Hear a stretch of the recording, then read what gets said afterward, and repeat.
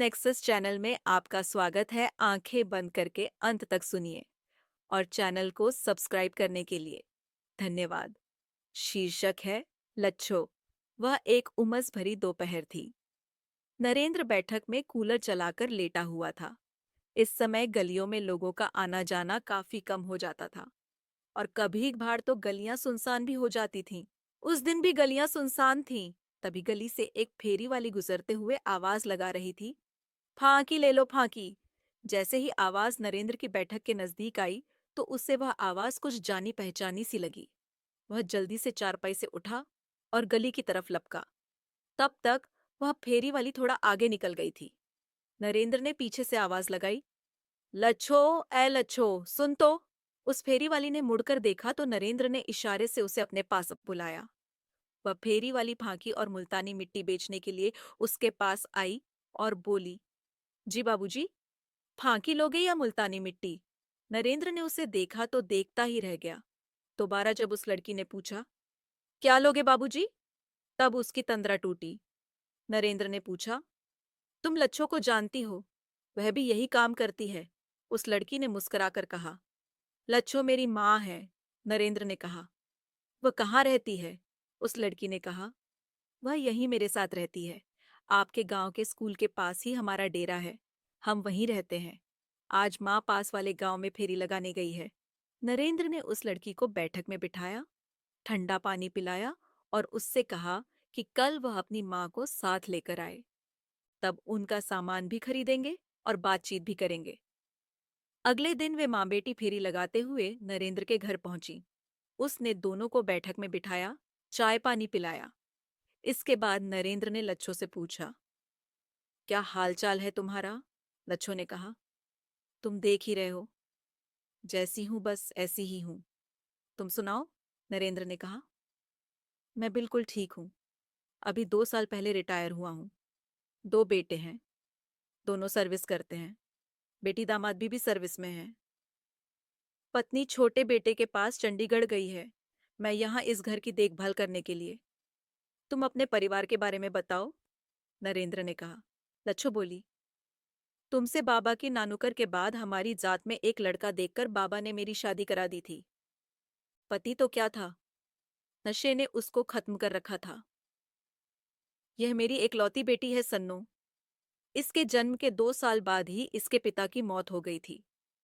तब से लेकर आज तक अपनी किस्मत को मैं इस फांकी की टोकरी के साथ ढो रही हूं। उन दोनों के जाने के बाद नरेंद्र यादों में खो गया। बात उन दिनों की थी जब वह ग्राम सचिव था। उसकी पोस्टिंग राजस्थान हरियाणा के एक बॉर्डर के गांव में थी।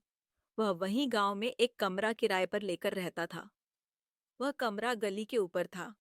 उसके आगे 4 से 5 फुट चौड़ा व 8 से 10 फुट लंबा एक चबूतरा बना हुआ था।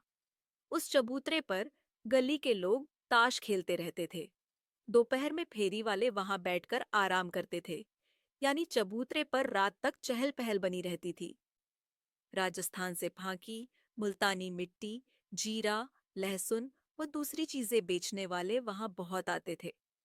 कड़तुम्बा, काला नमक, जीरा वगैरह के मिश्रण से वे लोग फांकी तैयार करते थे, जो पेट दर्द, गैस, बदहजमी जैसी बीमारियों के लिए इंसानों व पशुओं के लिए बेहद गुणकारी साबित होती है।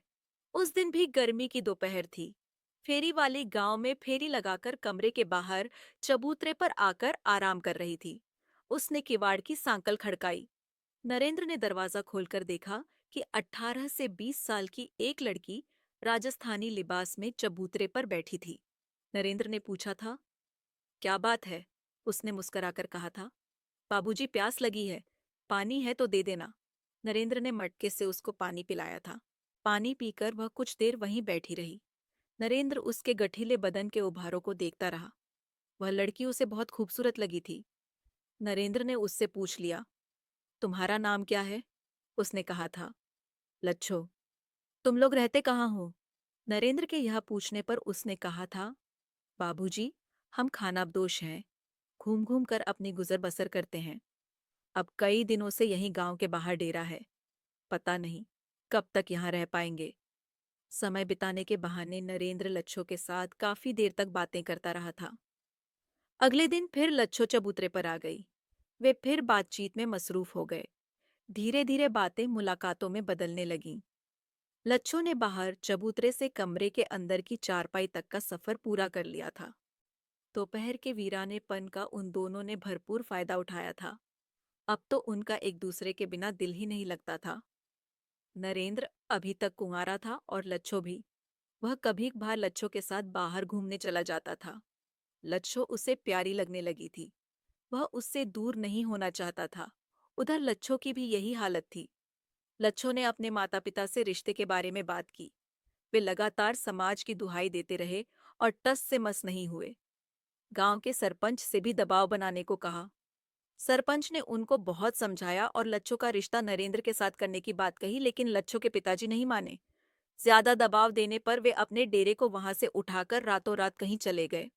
नरेंद्र पागलों की तरह मोटरसाइकिल लेकर उन्हें एक गांव से दूसरे गांव ढूंढता रहा, लेकिन वे नहीं मिले। नरेंद्र की भूख प्यास सब मर गई। सरपंच ने बहुत समझाया, लेकिन कोई फायदा नहीं। बस हर समय लच्छो की ही तस्वीर उनकी आंखों के सामने छाई रहती। सरपंच ने हालत भांपते हुए नरेंद्र की बदली दूसरी जगह करा दी और उसके पिताजी को बुलाकर सब कुछ बता दिया। पिताजी नरेंद्र को गांव ले आए। वहां गांव के साथियों के साथ बातचीत करके लच्छो से ध्यान हटा तो उनकी सेहत में सुधार होने लगा। पिताजी ने मौका देखकर उसका रिश्ता तय कर दिया और कुछ समय बाद शादी भी करा दी। पत्नी के आने के बाद लच्छो का बचा खुचा नशा भी काफूर हो गया था। फिर बच्चे हुए तो उनकी परवरिश में वह ऐसा उलझा कि कुछ भी याद नहीं रहा। आज 35 साल बाद सन्नो की आवाज ने, उसके रंगरूप ने नरेंद्र के मन में एक बार फिर लच्छो की याद ताजा कर दी। आज लच्छो से मिलकर नरेंद्र ने आंखों आंखों में कितने गिले शिकवे किए। लच्छो व सन्नो चलने लगी तो नरेंद्र ने कुछ रुपए लच्छो की मुट्ठी में टोकरी उठाते वक्त दबा दिए और जाते जाते ताकीद भी कर दी कि कभी भी किसी चीज की जरूरत हो तो बेधड़क आकर ले जाना या बता देना, वह चीज तुम तक पहुंच जाएगी। लच्छो का भी दिल भर आया था। आवाज निकल नहीं पा रही थी। उसने उसी प्यार भरी नजर से देखा जैसे वह पहले देखा करती थी। उसकी आंखें भर आई थीं। उसने जैसे ही हाँ में सिर हिलाया, नरेंद्र की आंखों से भी आंसू बह निकले। वह अपने पहले की जिंदगी को दूर जाता देख रहा था और वह जा रही थी। अंत में चैनल को सब्सक्राइब जरूर करें, वीडियो को लाइक एवं कमेंट करके अपना सुझाव दे। सब्सक्राइब करके हमारी हेल्प कर सकते हैं। सब्सक्राइब करने के लिए धन्यवाद।